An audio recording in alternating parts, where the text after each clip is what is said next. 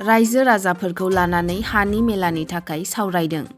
चिरां जिल्ला tribal संघनि बानजायनायाव Siddeley ब्लकनि सिङाव थानाय आलसिया बाजारनि एमइ स्कुलाव रायजो राजाफोरखौ लानानै हानि मेलानि सायाव एबा हानि जेंनाफोरनि सायाव गुवारै सावरायनाय हाबाफारि लादों।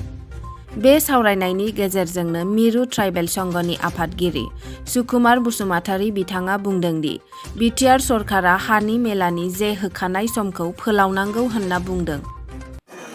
स्पेसियेलि जोङो बिटिआर पार्टआव लेन्ड मेला बिनि सायाव रायजो राजाफोरखौ सांग्रांथि खालामनो थाखाय अल आसाम ट्राइबेल संघआ सेन्ट्रेल कमिटियानो मोनसे सिद्धांत लादों जे बिटिसिनि बा 6 शिड्युलनि बाहेरानि जितु एरिया बेवहाय आसाम गभर्नमेन्टआ मिशन बसुन्धरा 2.0 मोनसे लन्च खालामदों।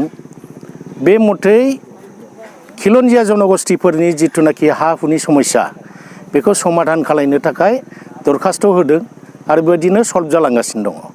किन्तु बे मिशन बसुन्धरा 2.0आ 6 शिड्युल एरियायाव प्रযোज्य नङा, एप्लिकेबल नङा। दा बिनिखायनो जोङो थांनाय अक्ट'बर दाननि 24 तारिखआव जोंनि बिटिसिनि चिफ मानगोनां प्रमद बर' बिथांनो आरो बिटिसिनि मानगोनां इएम रन्जित बसुमतारीनो स्पेसियेलि ट्राइबेलफोरनि हा हुनि सोमोन्दै समस्याफोरखौ माबानानै सेबखांनानै जों मेम'रेन्डाम होदोंमोन। दा मेम'रेन्डाम होनायनि उनाव बिथांमोना खुब सम्भब ट्राइबेलफोरनि बा बिटिसिनि हानि समस्याखौ समाधान खालामनो थांनाय 12 तारिखनिफ्राय समफोर 22 तारिखसिम लेन्ड मेला बानायदों।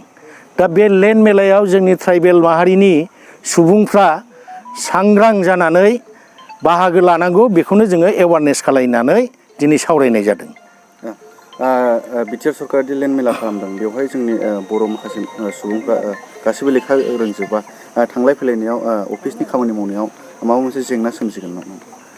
सोमजिनांगौ बायदि मोनाखै। जुदि सोमजियोब्ला जोंनि अल आसाम ट्राइबेल संघआ जिल्ला साब डिभिजन सिभिल बे एरियाखौ लानानै जिल्ला कमिटि दङ आरो मोनसे भिसिडिसि एरियाखौ लानानै मोनफा मोनफा प्राइमारि कमिटि दं।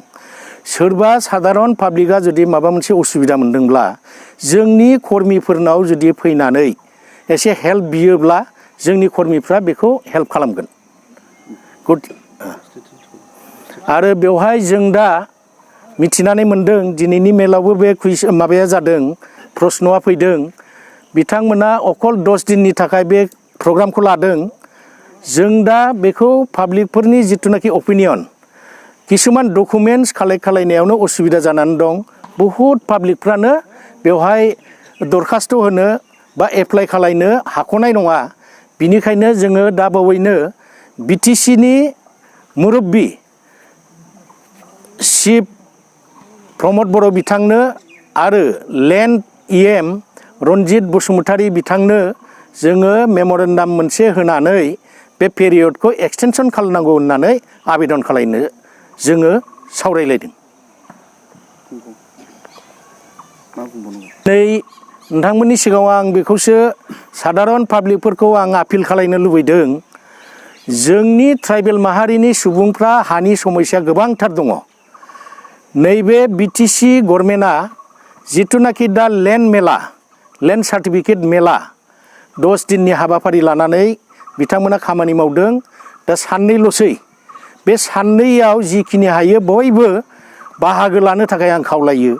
आरो जोङो बिटिसि गभर्नमेन्टखौ जोङो खावलायनो नागिरदों बा दाबि खालामनो नागिरदों बेबायदि प्रग्रामखौ अर्थात टटेल ट्राइबेलफोरनि हानि समस्याखौ समाधान खालामनो थाखाय बिथांमोना आसामाव जेरै मिशन बसुन्धरा लानानै मोनसे खामानि मावगासिनो दं, हाबाफारि लानानै मावगासिनो दङ, बे लेखियानो मोनसे आयेन दानानै, स्पेसियेल आयेन दानानै बिटिसि एरियानि बिटिआर एलेखानि हा हुनि समस्याखौ समाधान खालामनो थाखाय एजेन्डा लानो जों खावलायगोन।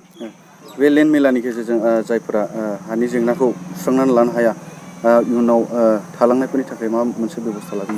बेबस्थाया बेनो, जों पेरियडखौ एक्सटेनसन खालामनो थिनगोन आरो जुदि गेप जायोब्ला आरो बेखौनो बिथांमोनखौ आरो खालामबावनो थाखाय जों दाबि खालामगोन। जोङो खोनानो मोन्दों गोबां जायगायावनो गोदोनिफ्रायनो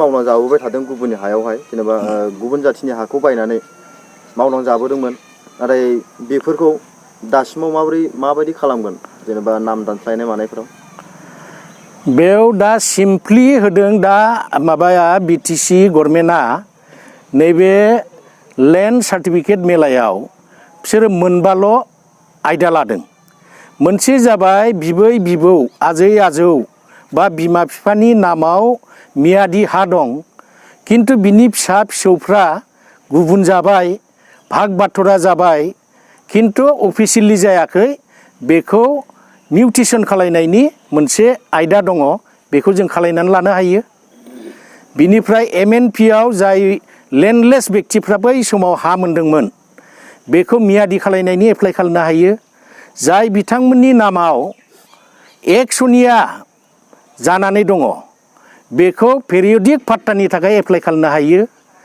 आरो लेन्ड हल्डिं सार्टिफिकेट एप्लाइ खालामनो हागोन आरो सिटा कपि एप्लाइ खालामनो हागोन बे मोनबा आयदाखौ लानानै बिटिसि सरकारा नैबे लेन्ड मेलाखौ 10 दिननि कार्जसुचि लानानै लन्च खालायदों दा बेखिनियानो जथेस्थ' नङा जों बेखौसो बारे बारे बुंगोन जे बे पेरियडखौ एक्सटेनसन खालामनांगौ